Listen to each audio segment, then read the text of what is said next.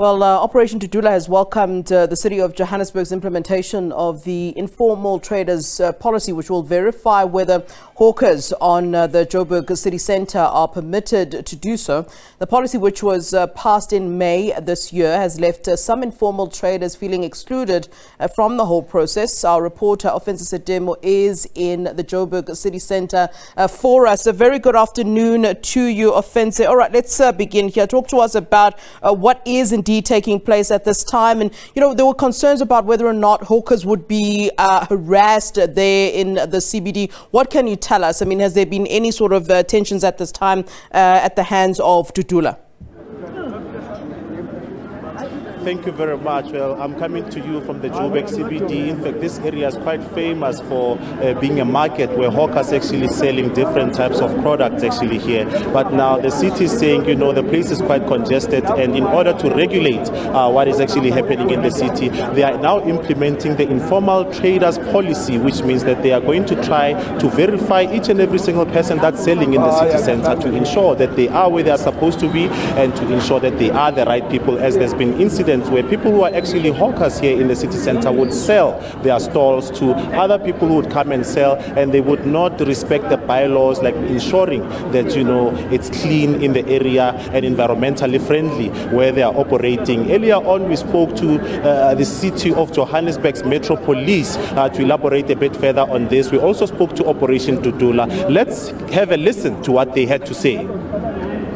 The city has passed a new informal trading policy. So this is the beginning stages of implementing this policy. So today we've embarked on this operation, which is ongoing, where we'll be doing verification of all the informal traders. This operation, if I must say that it is led by the Department of Economic Development, but there are also a lot of stakeholders which come into play, which is us, JMPD, when it comes to the enforcement of the bylaws and the policy. And we've got stakeholders like JRA taking care of the roads, Joburg Water, and also the Joburg Property Company and Development Agency. So what we're going to start is a verification process where all the informal traders, especially here on De Villiers Street, there's plus minus 200 informal traders which will be verified, and once we do get to those names, they'll return back to their stalls, and JMPD will enforce and see that they are there legally. The MMC for DED is overexcited because from the understanding from 2013, we agreed that we need to review the policy first. We are in the process of reviewing the policy that was lastly approved recently. That policy, the agreement was that after reviewing the policy, we must review the bylaws. We have not yet reviewed the bylaws, and we have not even agreed with the implementation of that policy.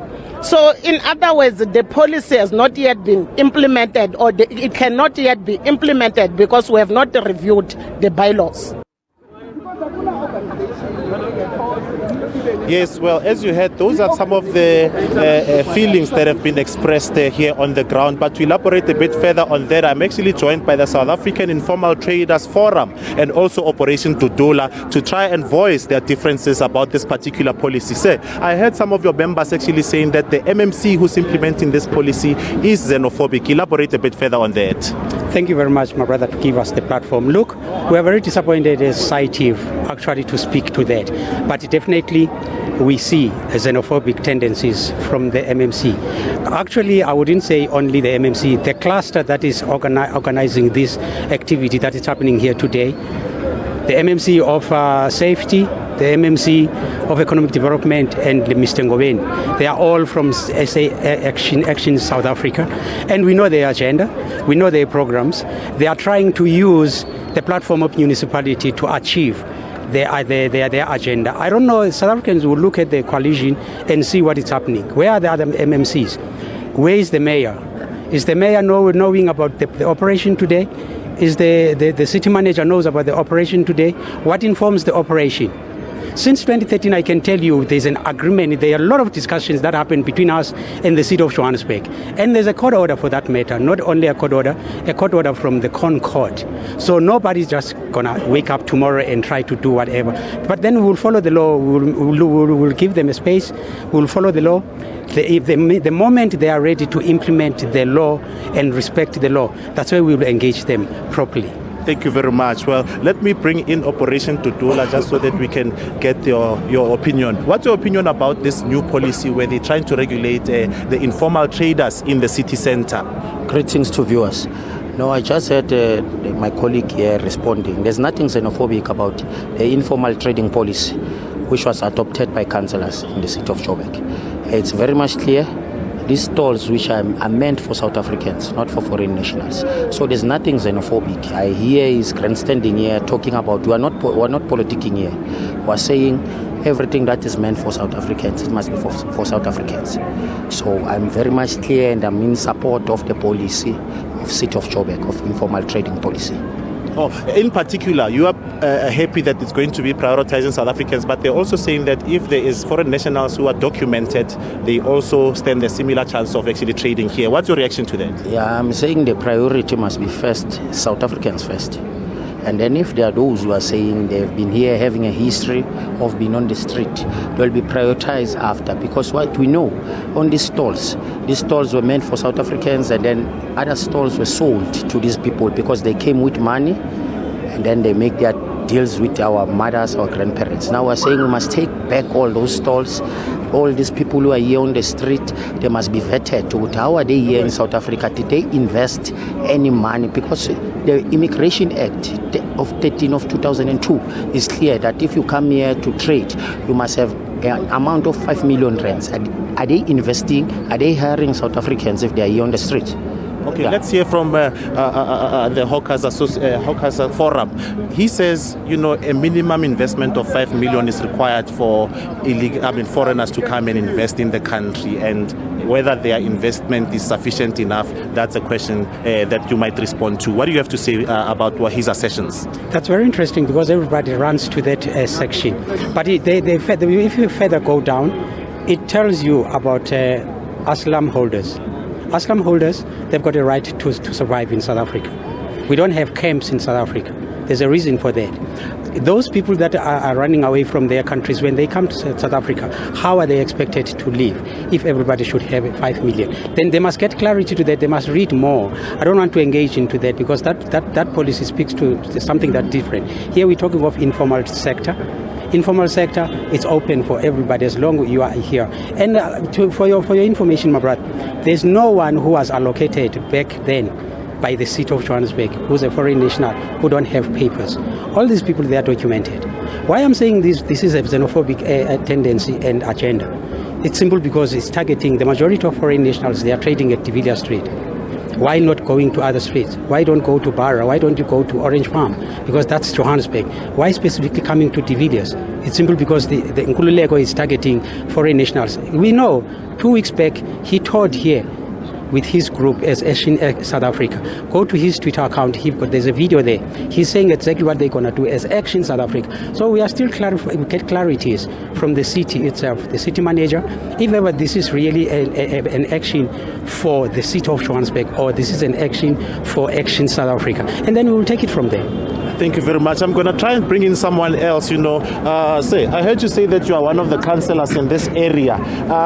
This issue of informal traders in your ward, how is it affecting residents in this particular area and business because it's a CBD? First and foremost, thanks very much for giving me this opportunity. The issue of trading, specifically illegal one, does affect businesses and the pedestrians in particular. When we've got a high rate of crime that is happening because of congestion. So if people are supposed to be in the street, they're supposed to be legally. Hence we have taken a resolution to say we don't have a problem, even if it's you, as long as we've got papers that are saying that you are legally, you are supposed to be there. Because the issue of crime and legal and illegal, it's something that is very difficult. Because according to the information that we have received today, this street was supposed to allocate about 200 traders from Hook and De Villiers until Hook and Clay. But in reality, in terms of numbers, it's double the number. So hence we have agreed with Economic Development MMC to say with JMPD that we need to do a process of verification whereby you'll be verified. If you're supposed to be in the street, you'll be there. Simple as that. And it will give enough, because there are people that are doing trading illegally, and those people, they don't have even any documents. This issue shouldn't be isolated or be taken as if there are certain people that are targeted. There is no such. Thank you very much. He raised an issue of congestion, saying that, in terms of the number of people who are supposed to trade in this street, there's actually a double of them and the crime actually goes up. As an informal trader yourself, what do you have to say about that assertion? Okay, thank you for having me. And what I need to say to that is these people are not on the ground, honestly, and they cannot be certain about what they say.